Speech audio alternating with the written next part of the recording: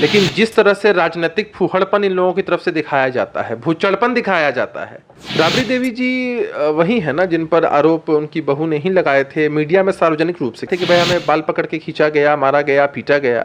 आईने में दिक्कत होती है, अपना चेहरा नहीं पोंछते, लगते हैं आईने को ही पोंछने। नमस्कार, मेरा नाम आलोक है। आप लाइव देख रहे हैं। इस वक्त हमारे साथ जेडीयू के प्रवक्ता अभिषेक झा हैं। मुद्दा बिहार विधान परिषद में जो उछला था, अब वो धीरे धीरे गर्माता जा रहा है। अशोक चौधरी जो कि बिहार सरकार के मंत्री हैं, उन पर राबड़ी देवी जो कि बिहार विधान परिषद में विपक्ष की नेता हैं, बिहार की पूर्व मुख्यमंत्री रही हैं, उन्होंने आपत्तिजनक शब्दों का इस्तेमाल किया था। वैसे में जेडीयू पार्टी जो है वो काफ़ी ज़्यादा इसको लेकर गुस्साई हुई है, या कह सकें मर्माहत भी है। जेडीयू कैसे देखती है इस बयान को? आपके पार्टी के नेता को सदन में दलाल कहा गया। राबड़ी देवी जी हों, राष्ट्रीय जनता दल के लोग हों, इन लोगों का राजनीतिक कुसंस्कार ही रहा है। इनकी शब्दावली ऐसी ही होती ही है। किस तरह से ये लोगों को अपमानित करते हैं, प्रताड़ित करते हैं। हम लोग महिला विरोधी नहीं हैं। राबड़ी देवी जी प्रदेश की मुख्यमंत्री बनी थी, अच्छी बात है, पहली बार किसी महिला को मौका मिला था। लेकिन जिस तरह से राजनीतिक फूहड़पन इन लोगों की तरफ से दिखाया जाता है, भूचड़पन दिखाया जाता है, बिहार शर्मसार होता है। और हमारे सम्मानित नेता हैं डॉक्टर अशोक चौधरी जी। सिर्फ अशोक चौधरी जी नहीं हैं, वो डॉक्टर अशोक चौधरी जी हैं। पीएचडी की डिग्री उन्होंने हासिल की है, इस स्तर तक की पढ़ाई की है, उनको लंबा एक्सपोजर रहा है। और उनके विषय में इस तरह की शब्दावली का इस्तेमाल करके ये अपने आप को शेर और सवा शेर समझते हैं। एक तरफ कहते हैं कि हमने दलितों को, पिछड़ों को आगे बढ़ाया है, और कोई व्यक्ति जब उस समाज से आता है और अपनी मेधा और प्रतिभा के दम पर इस तरह से साबित करता है खुद को, उसके बारे में आप कहती हैं घोर आपत्तिजनक है, घोर निंदनीय है। राबड़ी देवी जी को, राष्ट्रीय जनता दल के लोगों को माफी मांगनी चाहिए। अरे आप क्या सोचते हैं कि आप सदन के अंदर कुछ भी कह देंगे? भाई सदन के अंदर इस तरह के शब्दों का इस्तेमाल उन्होंने किया है जो कहीं से भी बर्दाश्त नहीं किया जा सकता है। अशोक चौधरी जी जिसे नहीं, जिस तरीके से बातें कही गई हैं, निचले तबके की बात करती है आरजेडी, कहती है कि गरीब गुरबों की पार्टी है, तो ऐसे में सदन में बिफर जाना, यूं बरस पड़ना कैसे देखते हैं?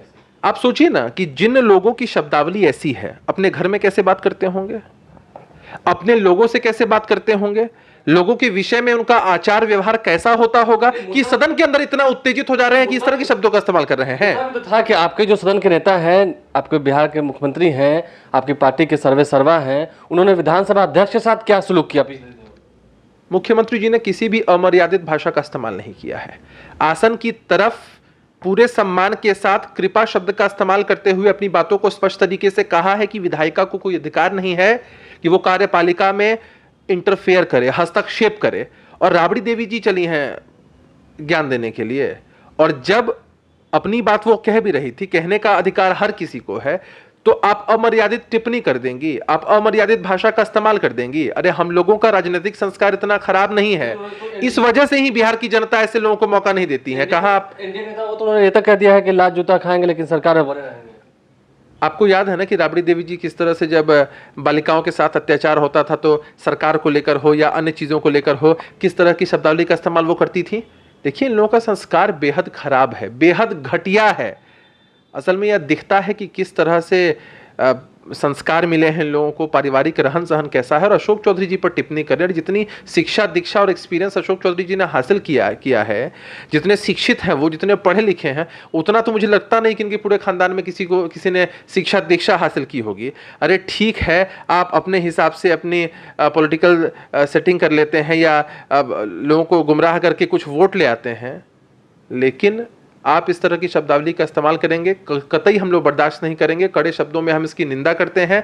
इस राजनीतिक फूहड़पन की निंदा हर किसी को करनी चाहिए, लेकिन इन लोगों के अंदर इस तरह का घटिया संस्कार कूट कूट कर भरा हुआ है। बिहार की जनता इनकी नसों को पहचानती है, समझती है। और इतने सालों में जिस तरह से इन लोगों ने पॉलिटिकल नंगा नाच किया था, इस वजह से भी जनता ने इन्हें कभी दोबारा आने का मौका नहीं दिया। एक बार मौका मिला भी, फिर भी ये लोग बाज नहीं आए। भ्रष्टाचार में ऊपर से नीचे तक संलिप्त, अपराध में संलिप्त, ऐसे लोगों को जनता कभी मौका नहीं देगी।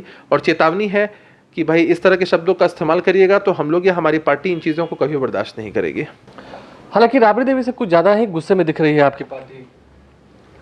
राबड़ी देवी जी वही है ना जिन पर आरोप उनकी बहू ने ही लगाए थे मीडिया में सार्वजनिक रूप से। किसी के पारिवारिक मैटर में हम लोग इंटरफेयर नहीं करना चाहते हैं, लेकिन जब मीडिया के पटल पर बातें सामने आती हैं तो सार्वजनिक तो हो ही जाती हैं। क्या आरोप लगाए थे कि भाई हमें बाल पकड़ के खींचा गया, मारा गया, पीटा गया। तो आप समझिए कि जिनके यहाँ इस तरह की चीज़ें लगातार होती रहती हैं वो दूसरों के लिए किन शब्दों का इस्तेमाल करेंगे। जिनके चश्मे में ही खोट होती है वो दूसरे को भी उसी चश्मे से देखते हैं।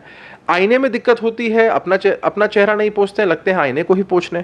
तो इस तरह की चीज़ें उनकी तरफ से होती रहती हैं, लेकिन ये चीज़ें कहीं से भी उचित नहीं है, अति निंदनीय है। हम कड़े शब्दों में इसकी निंदा करते हैं और इस तरह की चीज़ें अगर होंगी तो हम लोग कहीं से भी बर्दाश्त नहीं करने वाले हैं। जेडीयू इसे बर्दाश्त नहीं करेगी। जेडीयू का साफ कहना है कि इन जैसे शब्दों को वो कभी भी बर्दाश्त नहीं करेगी। और अभिषेक झा थे जिन्होंने राबड़ी देवी पर भी जमकर कटाक्ष किया है और उनके परिवार में कैसे कलह होते रहे, इन तमाम चीज़ों की चर्चा भी कर दी है। बहरहाल आप लाइव स्ट्रीम से बन रहे हैं, हमारे चैनल को सब्सक्राइब कर लें, साथ साथ फेसबुक पेज भी लाइक करें। धन्यवाद।